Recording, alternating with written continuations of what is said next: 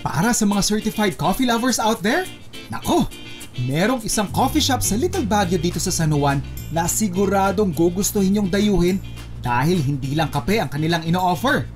Maaari din kayong mag-crash course para maging mas malalim pa ang inyong kaalaman tungkol sa kape. Dito yan matatagpuan sa Cherries to Cup Coffee Solution.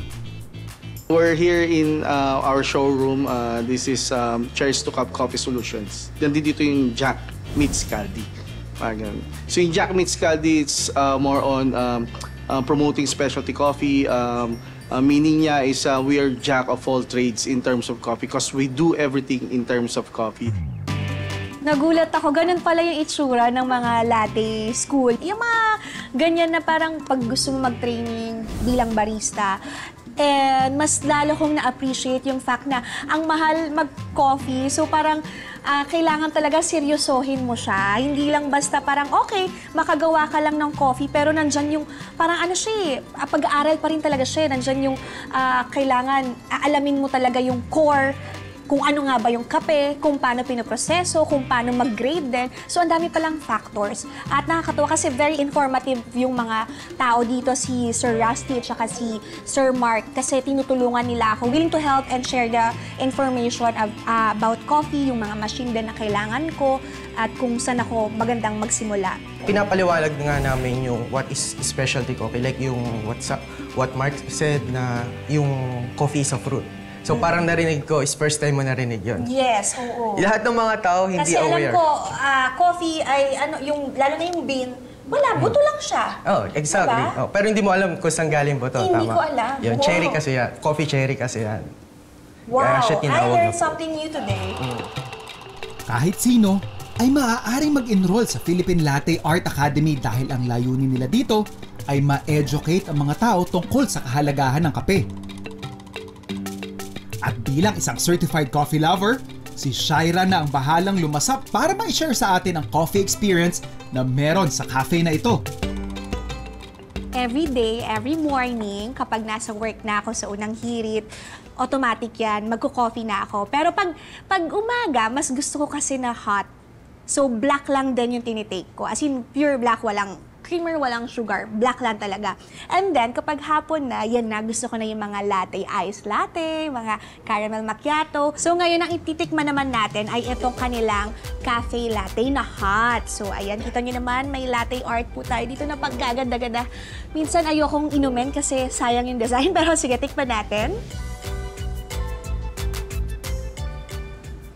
Oh, wow. Perfect sa akin. Yung gantong lasa ng coffee. Hindi matapang, parang nasa gitna lang, hindi rin matamis. At saka, ang ginamit palang coffee dito ay Catimor beans na from Lanao del Sur. Parang kung ayaw nyo ng masyadong bitter na latte sa umaga, perfect ito para sa inyo. Sarap. Ay, ayun na pala yung next coffee ko. Yes. Ano po ito, Sir This Mark? is a V60 from Pink and Nancy in Benguet. Para akong experiment sa lahat. Pero nakakaano siya ha, parang nakakaengganyo siya pag nakita mo to. Ay, ano ba yun? So mga curious kang tikman. So okay, let's pour over. Okay, yung amoy niya medyo matapang. Maybe because dahil water lang yung kasama niya, yung nakamix. Wow! Wow! I'm shocked. Kasi yung amoy niya matapang, pero yung taste niya, masarap. Hindi bitter, hindi parang sunog, hindi siya parang dark roast. Medium lang din siya, just like yung nauna kong tinikman. Ang sarap. So ito yung parang freshly brewed na parang Americano, na pwedeng i-iced Americano. Parang ganun yung dating niya sa akin kasi kayang-kaya ko siyang straighten kasi hindi siya mapait. O, diba? Na-straight ko. Masarap siya, ha? From Benguet. So, local tong mga beans na tinatry natin ngayon. Food explorers. At ang ganda nito. Good idea to sa mga may business ng coffee shop. Lakas ng dating, ha? Food Explorers, nakikita niyo ba itong painting sa likod ko? Yan ay yung cherry. At itong nasa harap ko, yung cascara. Cascara, that's the interesting one kasi instead na itapon ng mga farmers yung mga balat ng kape, we did something to dry it meticulously and we create a cascara or cascara tea na tinatawag. Sa ibang bansa, sikat na to. Dito sa Pilipinas, hindi pa masyado because of usually yung mga skin lang na ginagamit dito is yung mga highest grading coffees sa ibang bansa, like the Geisha variety. So, dito sa Pilipinas, the variety that we have here, we tried, we had this result na masarap naman. So, we launched it and natulungan namin yung mga ibang farmers. Yung basura, naging product pa, parang gano'n. Ang sarap niya ha. Malasa siya, hindi masyadong matapang yung lasa. Di ba usually ibang tsaa medyo may tapang. Pero ito, masarap. And then, nalaman ko rin na ito nga, itong cascara ay balat ng cherry. So kunyari, pumitas ka ng cherry, yung buto nun, yun yung ginagawang coffee. Yun yung pinaprocess na coffee. And then yung balat, ito yung ginagawa nilang tsaa. So imbis na itapon yung balat, napapakinabangan pa nila. Para siyang cherry nga. Parang may pagka-grapes na parang cherry yung lasa niya. Kaya masarap. Suwabe lang din siya. Smooth lang yung kapag nilasahan mo siya hanggang sa lunukin mo, malalasahan mo yung fruit. So naniniwala ako na fruit na nga siya.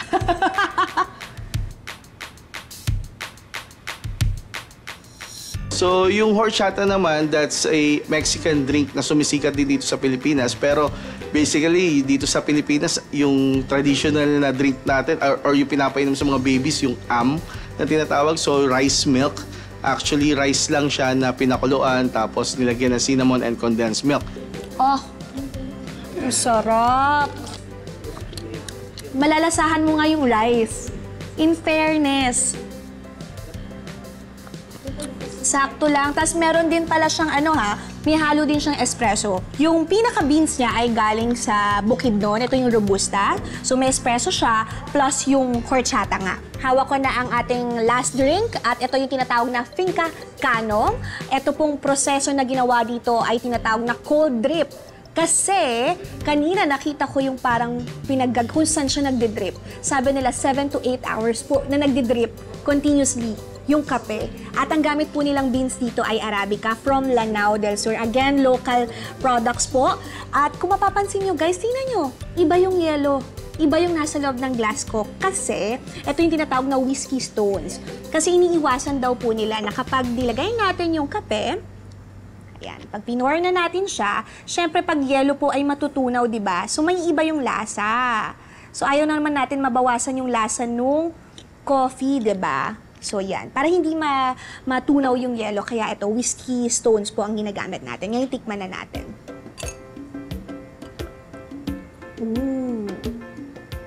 Wow! Yung mga mahilig sa cold brew, oh my gosh! Masarap siya, swabe lang din. Alam nyo guys, hindi ko siya talaga kasi masarap swabe talaga. Kaya parang nasa speechless ako kasi ngayon ko lang na-appreciate ng mga ganito. 7 to 8 hours siyang dinidrip. So ganito yung lasa niya. Yummy! So follow us on Facebook and Instagram. We have Jack and the First Crack Coffee Roasters, Jack Meets Caldi, Lap BJA, and Philippine Latte Art Academy. Sige, Nikki, go!